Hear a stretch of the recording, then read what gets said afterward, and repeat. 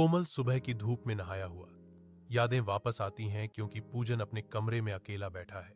रंगीन रोशनी पूजन के घर को सजाती है, जो घर के अंदर उत्सव के उत्साह का संकेत देती है।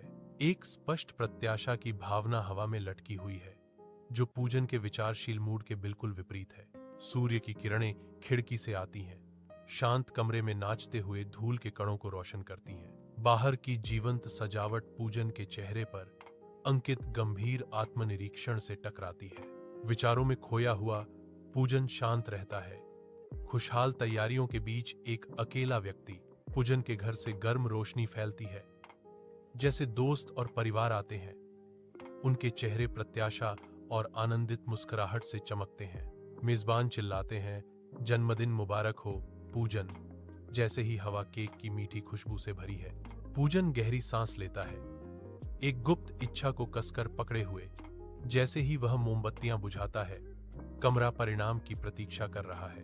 पूजन की इच्छा उड़ान भरते ही जयकारें गूंजती हैं, कमरे को गर्माहट और उत्साह से भर देती हैं। खेल शुरू होते ही घर में हंसी गूंजती है, उपहारों का आदान प्रदान होता है और यादें खुशी से बनाई जाती हैं। शाम ढलती है, साझा पलों, हंसी और प्यार का एक टेपेस्ट्री, जो पूजन के जन्मदिन के ताने बाने में बुनी जाती है। जैसे ही एक नया दिन शुरू होता है, सूरज पूजन के घर को सोने से रंग देता है।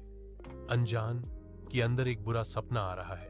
पूजन खिंचाव करता है, उतरता है, गर्मजोशी से अभिवादन की उम्मीद करता है, लेकिन उसे परेशान करने वाली खाली टकटकी मिलती है। भ्रम पूजन के चेहरे को बदल देता है, क्योंकि ठंडी सच्चाई समझ आती है, उसे पूरी तरह से भुला दिया गया है। पूजन की आंखों में घबराहट फैल जाती है, जो उसकी निराशापूर्ण इच्छा के भारी बोझ को दर्शाती है।